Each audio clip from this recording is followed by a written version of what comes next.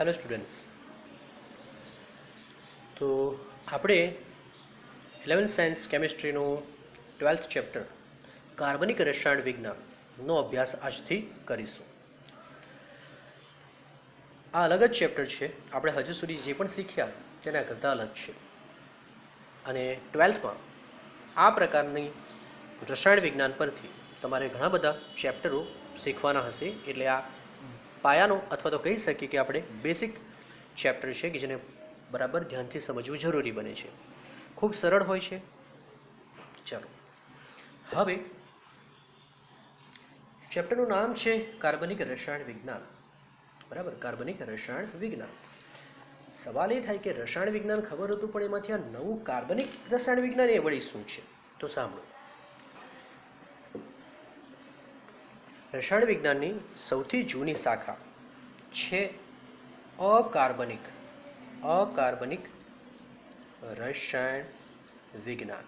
સૌથી જૂની શાખા અને પ્રથમ શાખા અકાર્બનિક રસાયણ વિજ્ઞાનમાં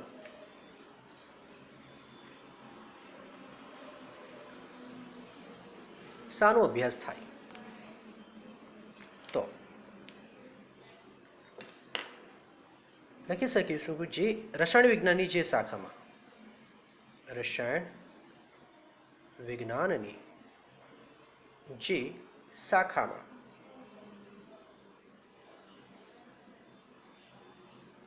ધાતુ, એસિડ,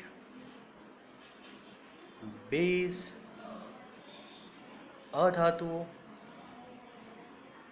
ક્ષારો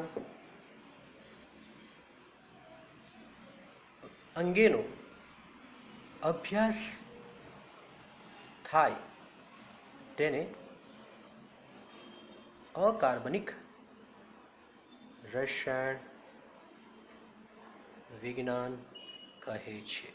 ફરી પાછા, રસાયણ વિજ્ઞાનની જે શાખામાં ધાતુનો અભ્યાસ થાય, એસિડ, બેઝ, અધાતુઓ, ક્ષારો વગેરેનો અભ્યાસ થાય તેને અકાર્બનિક રસાયણ વિજ્ઞાન કહેવાય.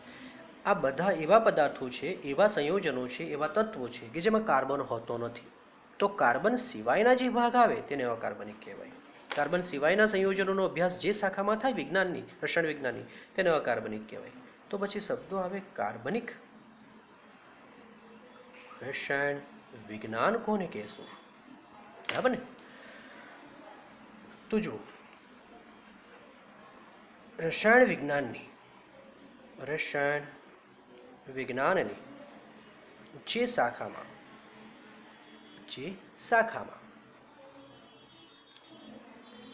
કાર્બન અને, સમજો બરાબર, કાર્બન અને તેના સંયોજનો, આ કાર્બન અને તેના સંયોજનોને આપણે કહેશું કાર્બનિક સંયોજનો. નોર્મલી કાર્બન હાઇડ્રોજન સાથે, ઓક્સિજન સાથે, સલ્ફર, હેલોજન, નાઇટ્રોજન જેવા તત્વો સાથે સંયોજાઈને જે સંયોજન બનાવે એને કાર્બનિક સંયોજન કહેવાય. અને રસાયણ વિજ્ઞાનની જે શાખામાં કાર્બનિક સંયોજનોનો અભ્યાસ થાય એના સંયોજનોના બંધારણ, તેના ગુણધર્મો વગેરેનો અભ્યાસ થાય તેને શું કહેવામાં આવે? કાર્બનિક રસાયણ વિજ્ઞાન કહે છે. રાઈટ? તો સિમ્પલ વાત છે. કાર્બન ન હોય તેવા પદાર્થોનો અભ્યાસ જ્યાં થાય તેને અકાર્બનિક રસાયણ વિજ્ઞાન કહેવાય. અને કાર્બન હોય ને કાર્બન જેવા સંયોજનો હોય તેને કાર્બનિક રસાયણ વિજ્ઞાન કહેશું. ફરી પાછો કોઈ કહેશે કાર્બનિક સંયોજન શું છે, તો આપણે તે પણ લખી દઈએ. શું લખી દઈએ? કે કાર્બનના hydrogen, oxygen, nitrogen, sulphur, phosphorus, halogen તત્વો સાથેના સંયોજનોને શું કહેવામાં આવે? કાર્બનિક સંયોજનો કહે છે. ઓકે, તો બેઝિક ડિફરન્સ તમને સમજાવી દીધો કે એકચ્યુઅલી અકાર્બનિક રસાયણ વિજ્ઞાન શું ને કાર્બનિક રસાયણ વિજ્ઞાન શું છે. હવે જો કાર્બનિક રસાયણ વિજ્ઞાનનો વિકાસની વાત કરીએ તો શું હતું કે પહેલાંના લોકો એવું માનતા હતા કે આ જે કાર્બનિક સંયોજનો આવે ને કાર્બનિક સંયોજનો એ સજીવોમાંથી મળે. નો ડાઉટ કાર્બનિક સંયોજનો સજીવમાંથી જ મળે ને અકાર્બનિક સંયોજનો નિર્જીવમાંથી મળે, સાચી જ વાત છે. તો કાર્બનિક સંયોજનો જે સજીવમાંથી મળતા હતા એને મનુષ્ય બનાવી શકતો નથી એવું માનતા હતા. કહેવાનો મતલબ એ છે કે કાર્બનિક સંયોજનોને બનાવવા માટે દૈવી શક્તિ, કહેવાનો મતલબ કે આપણે સાદી ભાષામાં કહીએ આપણા તો ભગવાન જ એને બનાવી શકે એવું માનતા હતા. કુદરત જ એને બનાવી શકે, આપણે બનાવી શકીએ નહીં એવું માનતા હતા. પરંતુ એક સાયન્ટિસ્ટ હતો એફ વોહલર, બરાબર, સ્પેલિંગ બરાબર જોઈ લેજો,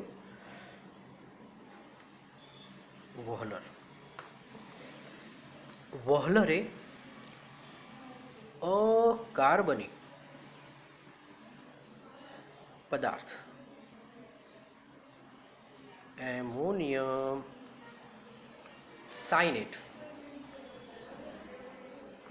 સાયનેટમાંથી પ્રથમ કાર્બનિક પદાર્થ યુરિયાનું સંશ્લેષણ કર્યું. મતલબ શું? આ વોહલરે શું કર્યું, એક પદાર્થ લઈ લીધો, અકાર્બનિક પદાર્થ છે કે એમોનિયમ સાઇનેટ, એને ગરમ કરીને એક નવો પદાર્થ બનાવ્યો યુરિયાને. યુરિયા હતો કયો પદાર્થ? કાર્બનિક પદાર્થ. તો પહેલાં એવું માનતા હતા આ એમોનિયમ સાઇનેટ કે ભાઈ માત્ર ને માત્ર કુદરત જ બનાવી શકે કાર્બનિક સંયોજનોને. તો કોણ બનાવી શકતા નથી? મનુષ્ય તો બનાવી જ શકતો નથી. પરંતુ આ વોહલર પ્રયોગશાળામાં એ વાતને ખોટી પાડી દીધી અને આને ગરમ કરીને એક એણે નવું પદાર્થ એમોનિયમ સાઇનેટમાંથી યુરિયા, જો NH4 માંથી આપણે NH2 કરી નાખ્યા, એન અને એન 2 વાર થઈ ગયા અને 4 વાર આ, અને વચ્ચે મૂકી દઈએ CO. આનું નામ છે યુરિયા. અને યુરિયા સૌ પ્રથમ પ્રયોગશાળામાં બનેલો કાર્બનિક પદાર્થ છે. યુરિયા સૌ પ્રથમ પ્રયોગશાળામાં બનેલો કેવો પદાર્થ છે? કાર્બનિક પદાર્થ છે. પછી એકવાર આ પદાર્થની રચના થઈ પછી પેલી માન્યતા બધાને ખબર પડી ગઈ કે આ વાત તો ખોટી છે, કે કુદરત જ બનાવી શકે, મનુષ્ય પણ બનાવી શકે છે. અને પછી તો પ્રયોગો ચાલુ થઈ ગયા અને અસંખ્ય કાર્બનિક સંયોજનોનું નિર્માણ થયું. હાલની વાત કરીએ તો અકાર્બનિક પદાર્થો, એક બાજુ અકાર્બનિક પદાર્થો મૂકી દે અને એક બાજુ કાર્બનમાંથી બનેલા સંયોજનો મૂકી દઈએ તો તમે જોશો કે કાર્બનિક સંયોજનો એના કરતાં અનેક ગણા વધારે છે, લાખો ગણા સંયોજનો બને છે. એટલે આજકાલ આપણી આજુબાજુ જે પણ સંયોજનો છે તેમાંથી 99% આપણે એમ કહી શકીએ કે માત્ર ને માત્ર કાર્બનિક સંયોજનો છે. જેમ કે આપણા કપડાં, આપણી પેનમાં રહેલી ઇંક, આ પ્લાસ્ટિક, બરાબર, રંગ, કાગળ, મનુષ્યનું શરીર, આ બધું જ શું છે? કાર્બનિક સંયોજનો છે. એટલે કાર્બનિક સંયોજનો આપણા આજુબાજુ સૌથી વધારે પ્રમાણમાં હોય છે. ઓકે, ચાલો, તો આ કાર્બનિક પદાર્થોની થોડી વાતો થઈ ગઈ. હવે આપણે ચેપ્ટર નંબર 4માં એટલે કે રાસાયણિક બંધનમાં આપણે શું જોઈ ગયા હતા? તો સંકરણ વિશે થોડું શીખી ગયા હતા. બરાબર, સંકરણ વિશે આપણે થોડું શીખી ગયા હતા કે કાર્બનની સંયોજકતા કેટલી આવે, 4 આવે, અને કાર્બન કયા પ્રકારનું સંકરણ કરે.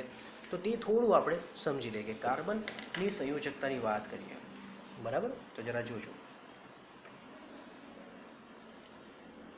કાર્બનની ચતુર્થ સંયોજકતા કાર્બનની સંયોજકતા 4 છે. બરાબર, તમે જોશો કાર્બનની ઇલેક્ટ્રોન રચના તો કાર્બન Z બરાબર 6, બરાબર, આ 1s હોય છે, 1sમાં 2 ઇલેક્ટ્રોન આવશે, આ 2s હોય છે, 2sમાં 2 ઇલેક્ટ્રોન આવશે, અને આ 2p હોય છે. બરાબર ને, અને 2pમાં પણ 1 અને 1 2 ઇલેક્ટ્રોન હોય છે. તો આ કાર્બનની ઇલેક્ટ્રોન રચના છે. અને કાર્બનની એમાંથી બાહ્યતમ ઇલેક્ટ્રોન રચના કઈ થઈ? બાહ્યતમ કક્ષા કઈ કહેવાય? તો આટલેથી આટલો એટલે કે છેલ્લી કક્ષા, જેમાં નંબર તમારે જોવાનો 2 છેલ્લો છે ને, તો આ 2 આ તમારી કહેવાય બાહ્યતમ કક્ષા અથવા એને જ કહેવામાં આવે સંયોજકતા કક્ષા. હવે જો કાર્બને, સાંભળજો, કાર્બને +4 ઓક્સિડેશન અવસ્થા પ્રાપ્ત કરવી હોય, C+4, બોલો શું કરવું પડશે? +4 ત્યારે બને જ્યારે 4 ઇલેક્ટ્રોન ગુમાવે. એનો મતલબ કે એને 1, 2, 3 અને 4 ઇલેક્ટ્રોન ગુમાવવું પડશે. બરાબર. એ રીતે અગર કાર્બને -4 ઓક્સિડેશન અવસ્થા પ્રાપ્ત કરવી હોય તો શું કરવું પડશે? એની પાસે ખાલી જગ્યા કેટલી છે? જો અહીંયા 1 અને 2 સ્થાન ખાલી છે, અહીંયા 3 અને અહીંયા 4. તો 4 ઇલેક્ટ્રોન શું કરવું પડે? મેળવવા પડે. હવે 4 કાર્બન એક તો નાનું કદ ધરાવે, એકદમ નાનું કદ ધરાવે, એની પાસે ઉર્જા બી ઓછી હોય. તો 4 ઇલેક્ટ્રોન દૂર કરવા એના માટે બહુ ઉર્જા આપણે આપવી પડે. અને જો 4 ઇલેક્ટ્રોન એ સ્વીકારે તો એણે ખૂબ વધારે ઉર્જા મુક્ત કરવી પડે. હવે આટલો નાનો કાર્બન અને નાની ઓછી ઉર્જા ધરાવતો પદાર્થ તત્વ આવું કરી શકે નહીં. માટે કાર્બન ક્યારેય પણ +4 કે -4 સંયોજકતા ધરાવતો નથી. લખીશું, કાર્બન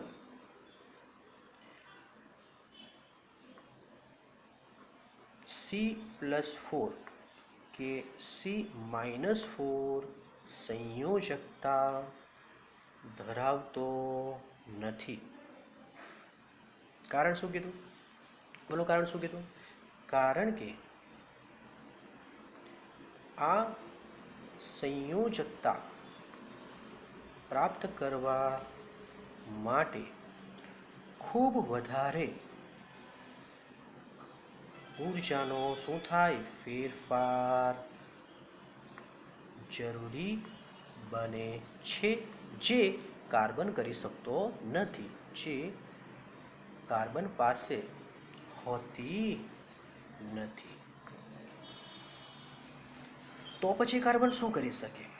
આ જે ઇલેક્ટ્રોન રચના આપણે લખી એ કાર્બનની ભૂમિ અવસ્થા અથવા તો જેને તમે ધરા અવસ્થા, ભૂમિ અથવા તો કયો શબ્દ લખતા હતા? ધરા અવસ્થાની ઇલેક્ટ્રોન રચના છે. હવે આપણે કાર્બનની, મેં રેડ કલરથી કરું છું, ઉત્તેજિત અવસ્થાની ઇલેક્ટ્રોન રચના લખીએ. કાર્બન શું કરશે? કાર્બન બીજા કોઈ તત્વ પાસેથી ઉર્જા મેળવીને શું કરશે? આ 2s અને આ 2p પોતાના 2sના એક ઇલેક્ટ્રોનને પ્રમોટ કરે, એટલે કે ઉત્તેજિત કરીને ખાલી રહેલી 2p કક્ષકમાં મોકલી આપે. આમાં તો 2 હતા જ. હવે તમે જોઈ શકો 4 એવી કક્ષકોનું નિર્માણ થયું. બોલો શું થયું? એક ઇલેક્ટ્રોન અહીં ચાલી ગયો અને ઉત્તેજિત અવસ્થાની ઇલેક્ટ્રોન રચના કહેવાય, ઉત્તેજિત અવસ્થા. તો શું થયું? 4 ઇલેક્ટ્રોનો અયુગ્મિત બની ગયા. અયુગ્મિત મતલબ સિંગલ. અને હવે તો એટલું તો ખબર છે કે જો એકલો ઇલેક્ટ્રોન હોય તો કોઈ સાથે શું કરી શકે? ભાગીદારી કરી શકે. તો હવે 4 જગ્યા અહીં કેવી છે? ખાલી છે, અને 4 ઇલેક્ટ્રોન સમાવી શકે. કોઈના 4 ઇલેક્ટ્રોન સમાવી શકે. એનો મતલબ કાર્બન સંયોજકતા તો 4 ધરાવે, પણ એ સહસંયોજકતા ધરાવે નહીં કે આયનિક. કારણ કે કાર્બન ક્યારે -4 કે +4 બનાવતો નથી. તો આમ કાર્બન તેની ઉત્તેજિત અવસ્થામાં 2sના એક ઇલેક્ટ્રોનને 2p ની ખાલી કક્ષકમાં દાખલ કરી કુલ 4 શું બને છે? અયુગ્મિત ઇલેક્ટ્રોન. કુલ 4 અર્ધપૂર્ણ કક્ષકો, અર્ધપૂર્ણ એટલે અડધી ભરાયેલી, અર્ધપૂર્ણ કક્ષકો બનાવે છે, જેથી કાર્બન 4 બોલો કઈ? સહસંયોજકતા ધરાવે છે. યાદ રાખજો, એની સંયોજકતા છે તો ખરી 4 જ, પણ સહસંયોજકતા પ્રકારની, નહીં કે આયનિક પ્રકારની, એ મેં તમને સમજાવી દીધું કે આની સાથે ભાગીદારી કરશે. આમ આપણે સમજાવ્યું તો અહીંયા ઇલેક્ટ્રોન, હાઇડ્રોજન હોય તો એક ઇલેક્ટ્રોન અહીંયા આપે ને એક બંધ બનાવે, એક બીજો આપે, એક બીજો આપે, બીજો આપે, 4 હાઇડ્રોજન બંધ બનાવી શકે. આમ કાર્બન 4 સંયોજકતા ધરાવે છે. ઓકે, ચાલો હવે કાર્બનમાં થતા સંકરણની વાત કરીએ. કાર્બન કેટલા પ્રકારનું સંકરણ કરી શકે? આપણે કેટલા પ્રકારના સંકરણની ચર્ચા કરી ગયેલા છે. તો યાદ કરો, પ્રથમ હતું sp3 સંકરણ, બરાબર ને? sp3 sp2 ને sp તો આપણે sp3 થી ચાલુ કરીએ એટલે થોડી ઇન્ફોર્મેશન ભેગી કરી નાખીએ જેથી આપણને આગળ જરૂરી છે જે ચલો sp3 સંકરણ કોણ કરી શકે તો યાદ કરો sp3 સંકરણ આલ્કેન પ્રકારના સંયોજનો કરે આલ્કેન સંયોજનો કરે આલ્કેન સંયોજનો એટલે જેમાં કાર્બન કાર્બન કયો બંધ હોય સિંગલ બંધ હોય યાદ કરો શીખી ગયેલા છે બધું શીખી ગયેલા છે એટલા માટે બરાબર સંકરણ કરે sp3 સંકરણ થાય તો આકાર કેવો આવે સમચતુષ્ફલકીય આકાર કેવો હોય છે સમચતુષ્ફલકીય એમાં કાર્બન કાર્બન બંધ લંબાઈની વાત કરીએ બંધ લંબાઈ તો કાર્બન કાર્બન જે સિંગલ બંધ હોય તે બંધ લંબાઈ 154 પિકોમીટર હોય બરાબર 154 પિકોમીટર હોય અને કાર્બન હાઇડ્રોજન જે બંધ લંબાઈ છે લગભગ 112 પિકોમીટર હોય છે કોઈ કોઈ બુકમાં 110 બી હોઈ શકે પણ મતલબ કે આની આસપાસ હશે ઓકે આલ્કેન સંયોગ એટલે કે જેમાં sp3 સંકરણ થાય તેને સંતૃપ્ત હાઇડ્રો કાર્બન કહેવામાં આવે ભાઈ આ બધા જેમાં sp3 સંકરણ થતું હોય એટલે જેમાં કાર્બન સિંગલ બંધથી જોડાયેલ હોય બીજા કાર્બન સાથે તેને શું કહેવાય સંતૃપ્ત હાઇડ્રોકાર્બન કહેવાય ઓકે જ્યારે sp3 સંકરણ થાય ત્યારે s લાક્ષણિકતા કેટલી આવે s લાક્ષણિકતા બરાબર તો s લાક્ષણિકતા યાદ કરો sp3 માં s લાક્ષણિકતા કેટલી આવે 25% હોય છે 25% આવે અને p લાક્ષણિકતા 75% જેટલું હોય છે આપણે ઇથેનનું ઉદાહરણ લઈએ ઇથેનનું નાનું અમથું ઇથેનનું ઉદાહરણ લઈએ તો જો ઇથેનમાં 4 સંકર કક્ષકો રચાય આ રીતે જે સમચતુષ્ફલકીય આકારે ગોઠવાય ઇથેનમાં 2 કાર્બન આવે બરાબર તો એની પણ 4 હોય છે આ રીતે શીખી ગયેલા છે આ બધું સૌપ્રથમ આ બંને એક એક સંકર કક્ષક સિગ્મા બંધ બનાવે પછી હાઇડ્રોજન આવશે દરેક કાર્બનની બાકી બચેલી 3 કક્ષક સાથે હાઇડ્રોજનની 1s કક્ષક આ રીતે સિગ્મા બંધ બનાવે આ સિગ્મા બંધ આ સિગ્મા ઇલેક્ટ્રોનની ભાગીદારી થઈ ગઈ બરાબર ને આ ઇલેક્ટ્રોનની શું થઈ ભાગીદારી થઈ ગઈ આ રીતે તો આ રીતે ઇથેનની વાત કરીએ તો ઇથેનમાં કાર્બન કાર્બન સિંગલ બંધ આવે આ H આ H આ H આ H આ H અને આ H આવે જેમાં બંધ કોણની વાત કરીએ તો બંધ કોણ લગભગ કેટલો આવે સામાન્ય લખું છું કે બંધ કોણ લખું છું બંધ કોણ તો સામાન્ય રીતે 109.5 ડિગ્રી હોય છે બરાબર આ કોની વાત થઈ ગઈ તો sp3 સંકરણની વાત થઈ ગઈ આપણે હવે sp3 ની ચર્ચા થઈ ગઈ હોય તો આપણે હવે sp2 ની ચર્ચા કરી દઈએ ચાલો બરાબર છે ઓકે sp2 ની ચર્ચા કરી દેશું sp2 સંકરણ ચલો sp2 સંકરણ ક્યાં જોવા મળે તો sp2 સંકરણ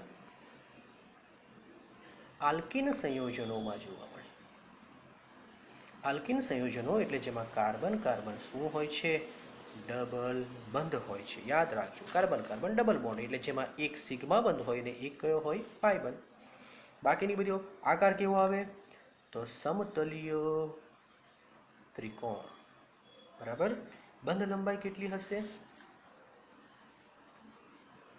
તો એમાં કાર્બન કાર્બન ડબલ બોન્ડ બંધ લંબાઈ આવે 134 પિકોમીટર કાર્બન હાઇડ્રોજન બંધ લંબાઈ આવે 110 પિકોમીટર બરાબર આ પ્રકારના સંયોજનને શું કહેવાય તો આ પ્રકારને અસંતૃપ્ત હાઇડ્રોકાર્બન કહે છે કેમ તો કે એમાં પાઈબંધ આવે તો યાદ રાખજો જેમાં પાઈબંધ આવે તે બધા અસંતૃપ્ત કહેવાય અને જેમાં સિગ્મા બંધ જ હોય એ બધા તે સંતૃપ્ત કહેવાય આ બધા સિગ્મા બંધ હતા આપણે જોયું ને આ બધા કયા બંધ હતા sigma sigma sigma sigma sigma sigma sigma બરાબર ચાલો જ્યારે આમાં એક પાઈબંધ હશે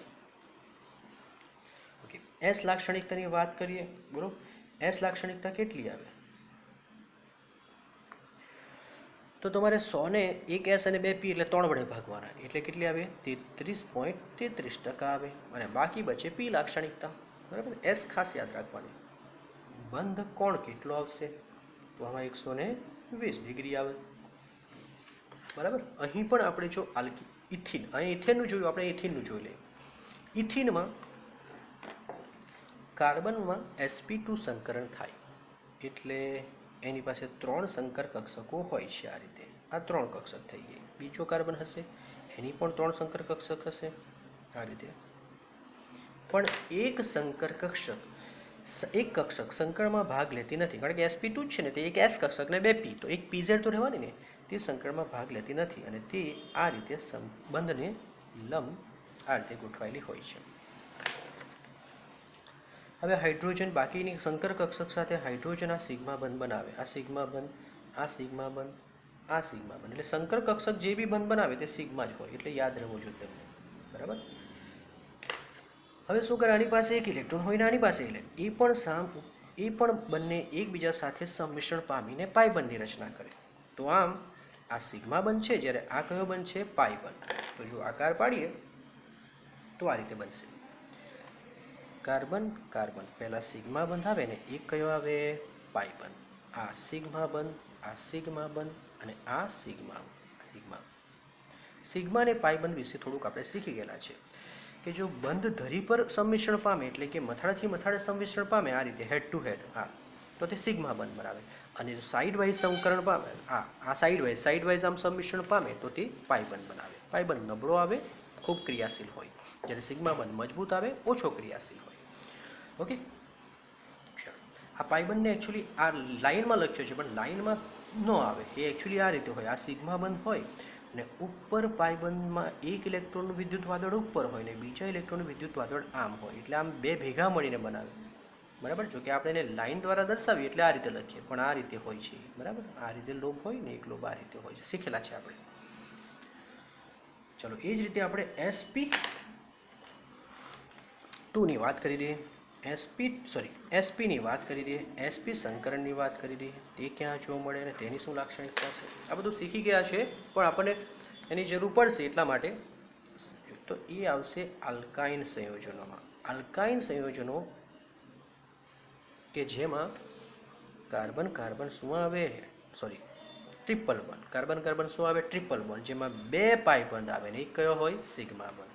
એ રેખીય આકાર ધરાવે, રેખીય આકાર.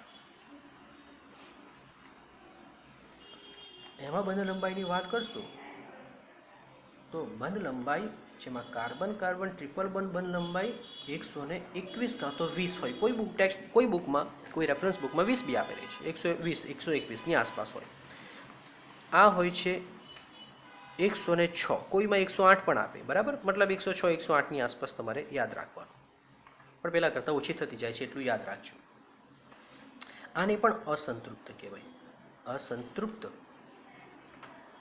હાઇડ્રોકાર્બન કહેવાય. કેમ? તો કે પાઈ બંધ આવે તે બધા અસંતૃપ્ત જ હોય, અને ખાલી સિગ્મા બંધ હોય તો સંતૃપ્ત હોય. એસ લાક્ષણિકતા કેટલી? એસ તો 50%, કારણ કે બે જ છે ને, એસ અને પી બે જ કરતો, 100 ને 2 વડે ભાગવાનો. બંધ કોણ કેટલો આવે? રેખીય હોય તો બંધ કોણ તો ખબર જ હોય, 180 ડિગ્રી આવે. અહીં પણ આપણે ઇથાઇનનું સંયોજન, ઇથાઇનનું બંધારણ લે. ઇથાઇનનું તો ઇથાઇનમાં બંને કાર્બનમાં કયું સંકરણ થાય? sp સંકરણ થાય. બરાબર, તો આ રીતે આ કાર્બન sp થાય એટલે 2 જ સંકર કક્ષક બને. હા, એક તો આપસમાં જ સિગ્મા બંધ બનાવી દેશે અને બાકીની 2 હાઇડ્રોજન સાથે બનાવે.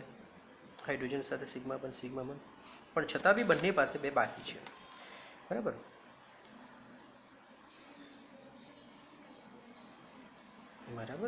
અને બંને પાસે 2 કક્ષકો સંકરમાં ભાગ લીધા વિનાની બચેલી હોય છે.